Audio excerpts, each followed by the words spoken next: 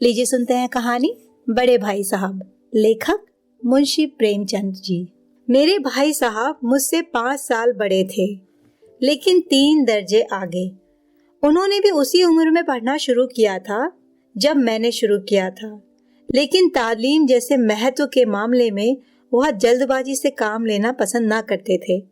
इस भवन की बुनियाद खूब मजबूत डालना चाहते थे, जिस पर आलीशान महल बन सके। 1 साल का काम 2 साल में करते थे, कभी कभी 3 साल भी लग जाते थे। बुनियाद ही तो पुख्ता ना हो तो मकान कैसे पायदार बने। मैं छोटा था और वह बड़े। मेरी उम्र 9 साल की, वह 14 साल के थे। उन्हें मेरी तंबीह और निगरानी करने का पूरा जन्मसिद्ध अधिकार था और मेरी शालीनता इसी में थी कि उनके हुक्म को कानून समझूं।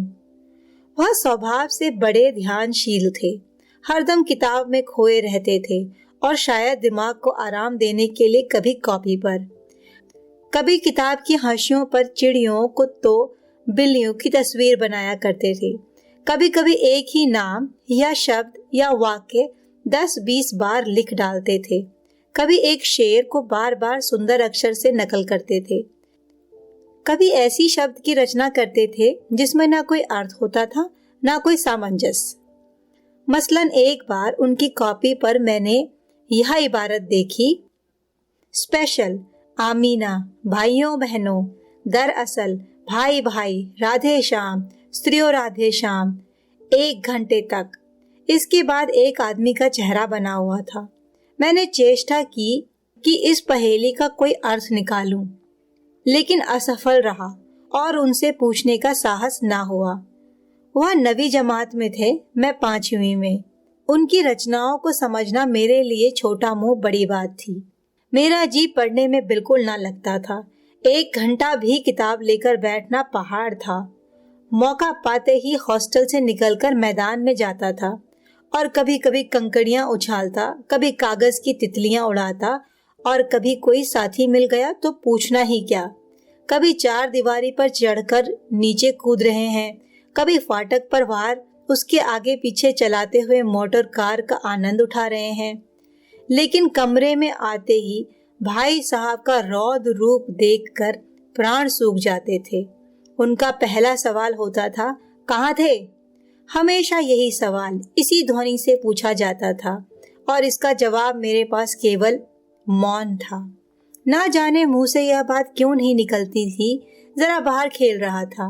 मेरा मौन कह देता था कि मुझे अपना अपराध स्वीकार है और भाई साहब के लिए इसके सिवा और कोई इलाज ना था कि रोज से मिले हुए शब्दों में मेरा सत्कार करें। इस तरह अंग्रेजी पढ़ोगे तो जिंदगी भर पढ़ते रहोगे और हर्फ ना आएगा। अंग्रेजी पढ़ना कोई हंसी खेल नहीं है कि जो चाहे पढ़ ले। नहीं, ऐरा गैरा नत्थु खैरा सभी अंग्रेजी के विद्वान हो जाते। यहाँ रात दिन आंखें फोड़नी पड़ती हैं और खून जलाना पड़ता है जब कहीं यह विद्या आती है। और आती क्या है? हाँ, कहने को आ जाती है। बड़े बड़े विद्वान भी शुद्ध अंग्रेजी नहीं लिख सकते, बोलना तो दूर रहा। और मैं कहता हूँ, तुम कितने धुंधा हो कि मुझे देखकर भी सबक नहीं लेते। मैं कितनी मेहनत करता हूँ, तुम अपनी आंखों से देखते हो। अगर नहीं देखते तो यह तुम्हारी आंखों का कसूर है, तुम्हारी बुद्धि का कसूर है। इतने मेले तमाशे होते हैं, मुझे तुमने कब देखने जाते देखा है?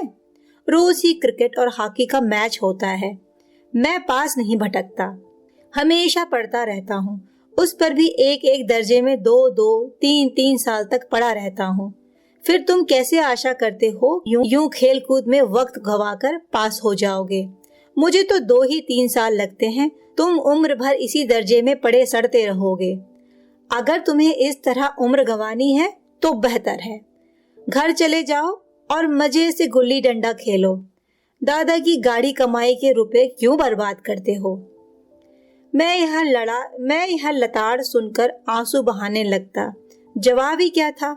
अपराध तो मैंने ही किया था, लताड़ कौन सहे। भाई साहब उपदेश की कला में निपुण थे।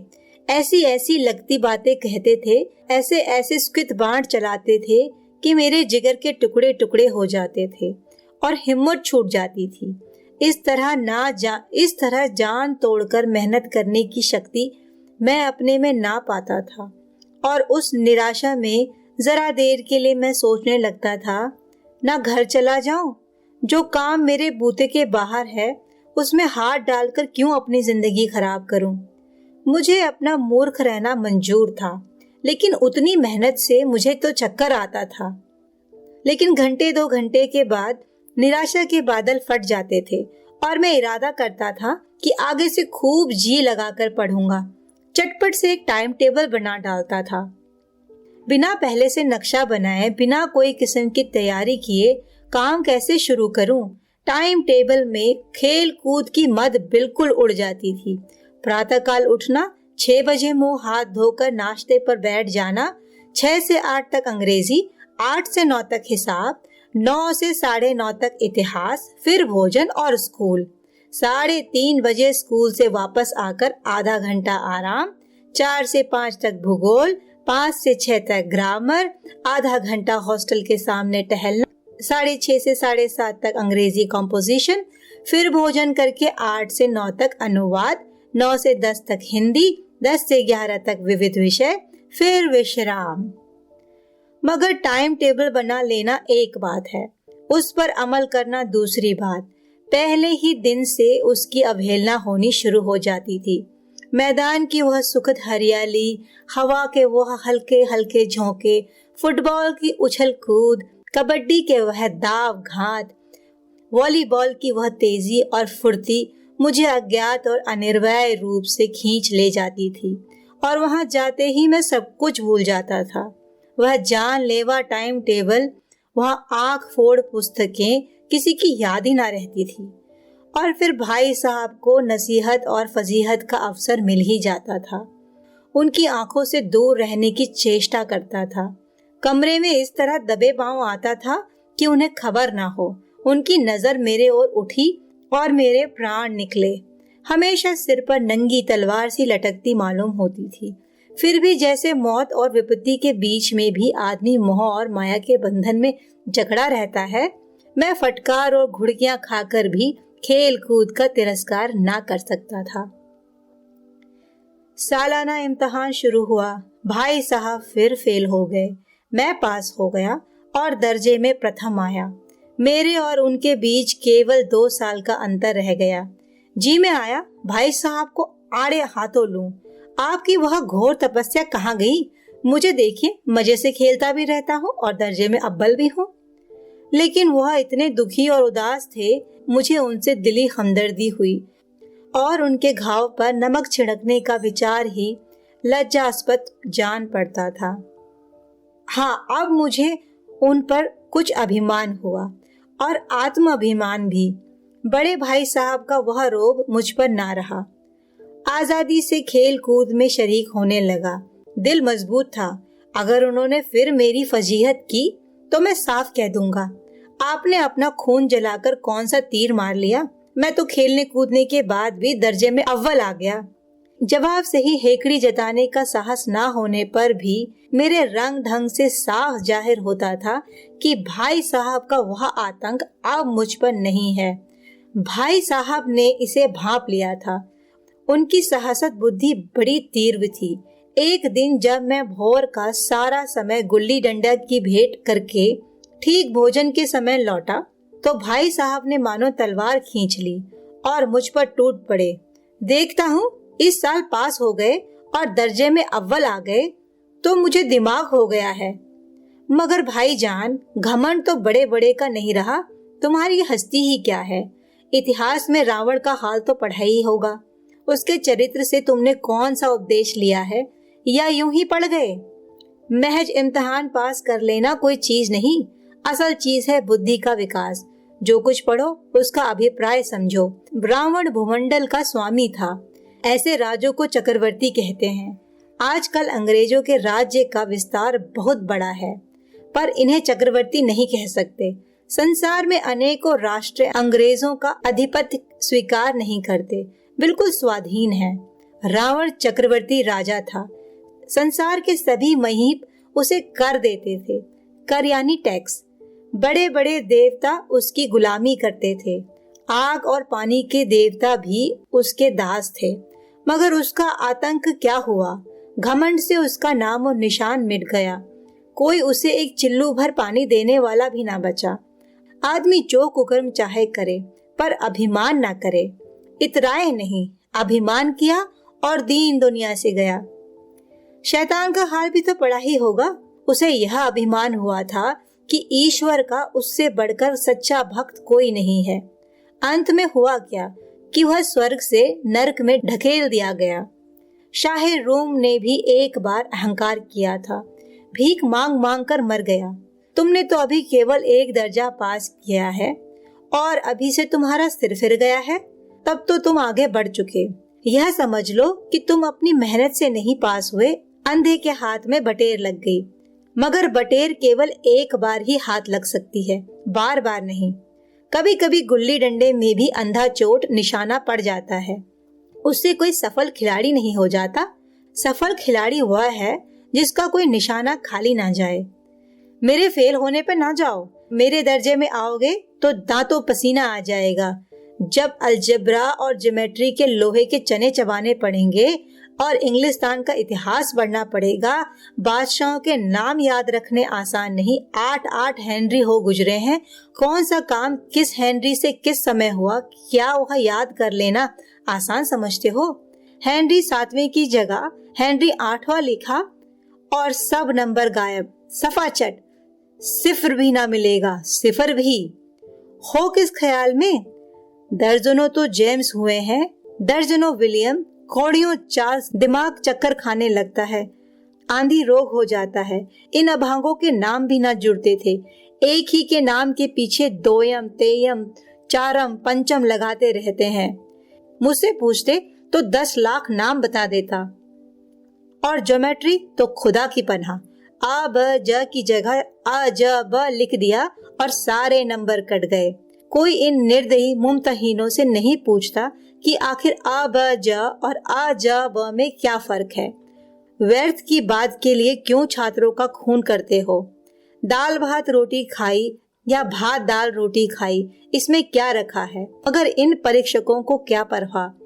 वह तो वही देखते हैं जो पुस्तक में लिखा है। चाहते हैं कि लड़के अक्षर अक्षर रट डालें और इसी रटन का नाम शिक्षा रख छोड़ा है। और आखिर इन बेसिर पैर की बातों के पढ़ने से इस रेखा पर वह लंब गिरा दो तो आधार लंब से दुगना होगा। पूछिए इससे प्रयोजन? दुगना नहीं चौगुना हो जाएगा, या आधा ही रहे मेरी बला से। लेकिन परीक्षा में पास होना है तो यह सब खुराफात याद करनी पड़ेगी। कह दिया समय की पाबंदी पर एक निबंध लिखो जो 4 पन्नों से कम ना हो। अब आप कॉपी सामने खोले, कलम हाथ में लिए, उसके नाम को रोइए।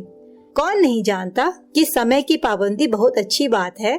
इससे आदमी के जीवन में संयम आ जाता है, दूसरों का उस पर स्नेह होने लगता है और उसके कारोबार में उन्नति होती है। जरा सी बात पर 4 पन्ने कैसे लिखे? जो बात एक वाक्य में कही जा सके उसे 4 पन्ने में लिखने की क्या जरूरत? मैं तो इसे हिमाकत ही समझूंगा। यह तो समय की किफायत नहीं बल्कि उसका दुरुपयोग है कि व्यर्थ में किसी बात को ठूंस दिया। हम चाहते हैं आदमी को जो कुछ कहना है वो चटपट कह दे और अपनी राह ले, मगर नहीं, आपको 4 पन्ने रंगने पड़ेंगे, चाहे जैसे लिखिए, और पन्ने भी पूरे फुल स्केप आकार के।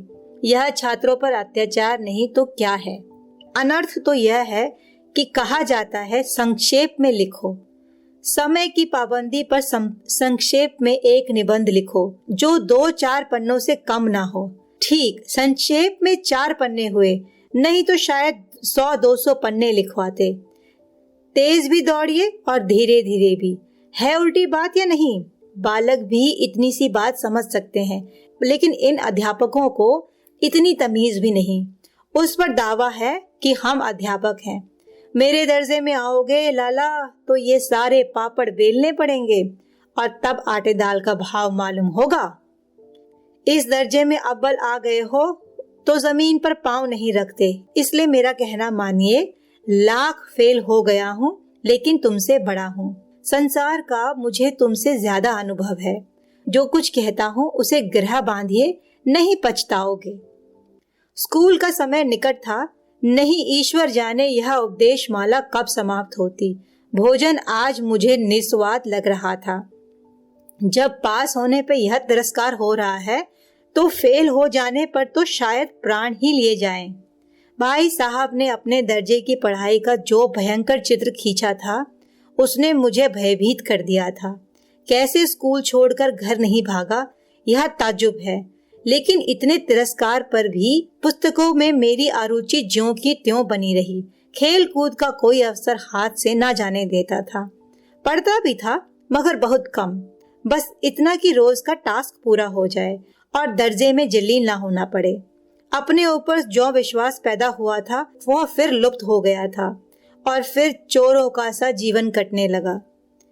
फिर सालाना इम्तिहान हुए और कुछ ऐसा संयोग हुआ कि मैं फिर पास हुआ और भाई साहब फिर फेल हो गए। पर ना जाने कैसे दर्जे में अव्वल आ गया। मुझे खुद अचरज हुआ।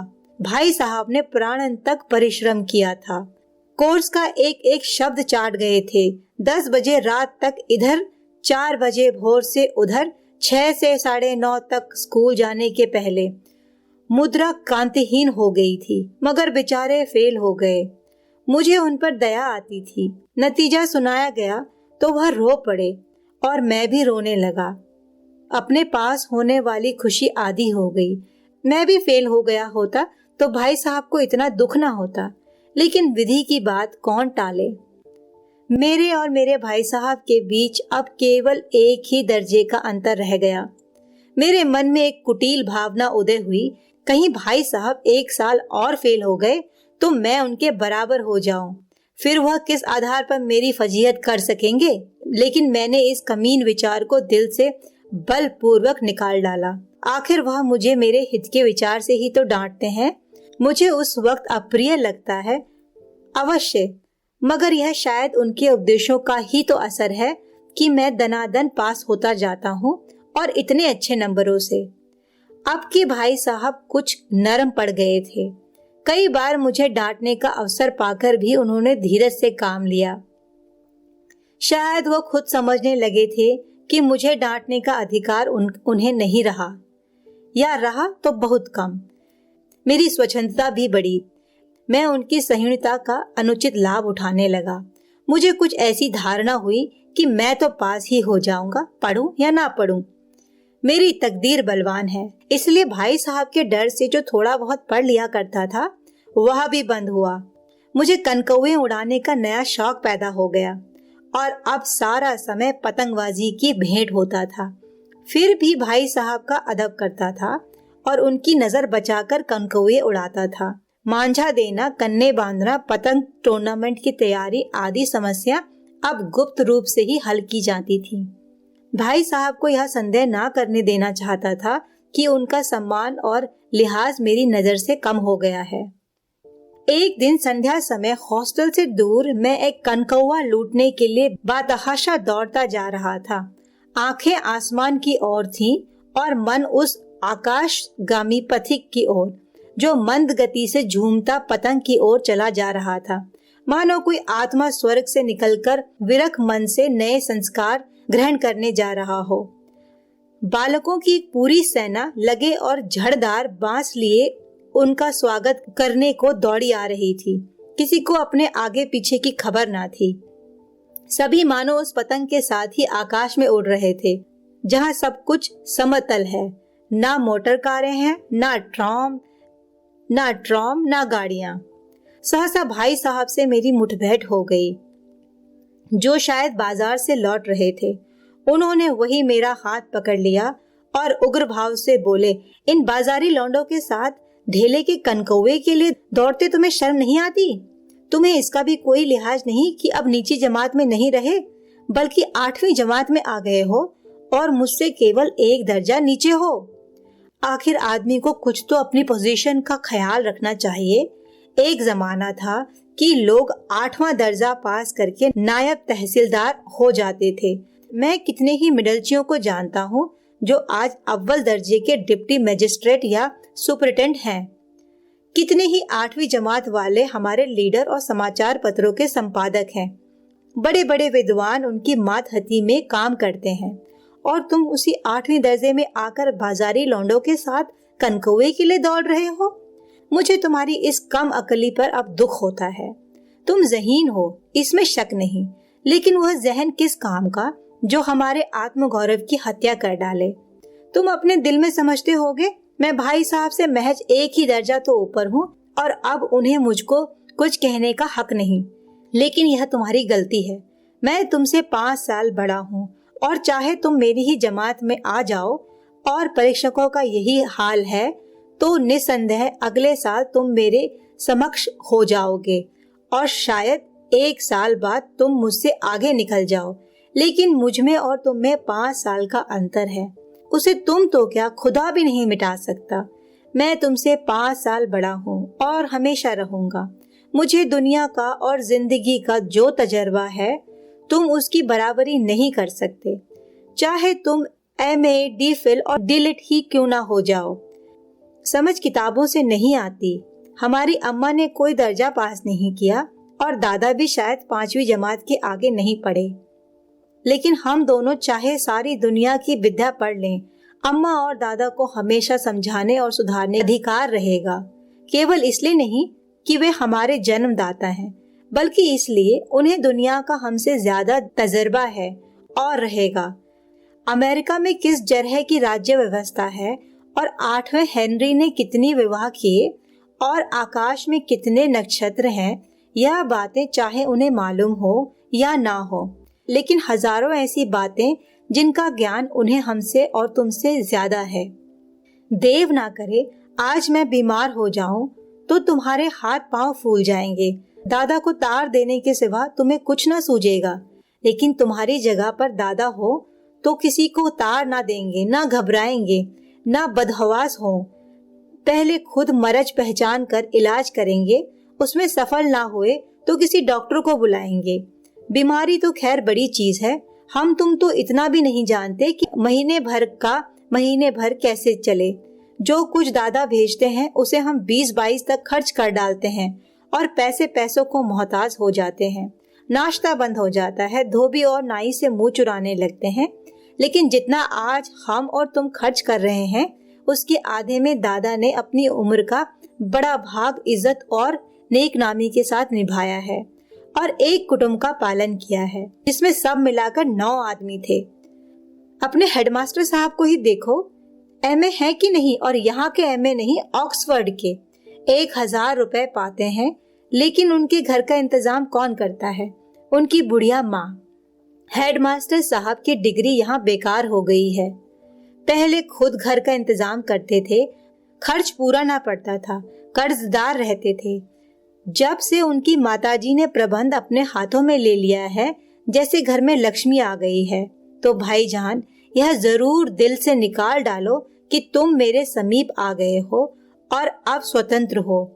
मेरे देखते तुम बेराह नहीं चल पाओगे। अगर तुम यो ना मानोगे तो मैं थप्पड़ दिखाकर इसका प्रयोग भी कर सकता हूँ।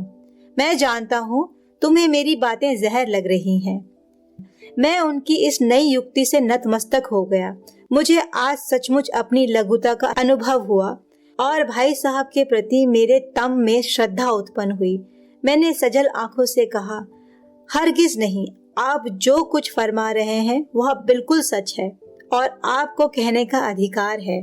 भाई साहब ने मुझे गले लगा लिया और कहा, बाल कनकौए उड़ाने के लिए मैं मना नहीं करता, मेरा जी भी ललचाता है, लेकिन क्या करूं? खुद बेराह चलूं तो तुम्हारी रक्षा कैसे करूं? यह कर्तव्य भी तो मेरे सिर पर है। संयोग से उसी वक्त एक कटा हुआ कनकौआ हमारे ऊपर से गुजरा। उसकी डोर लटक रही थी। लड़कों का एक गोल पीछे पीछे दौड़ा चला आता था। भाई साहब लंबे हैं ही, उछलकर उसकी डोर पकड़ ली और बेतहाशा होटल की तरफ दौड़े। मैं पीछे पीछे दौड़ता रहा। कहानी सुनने के लिए धन्यवाद।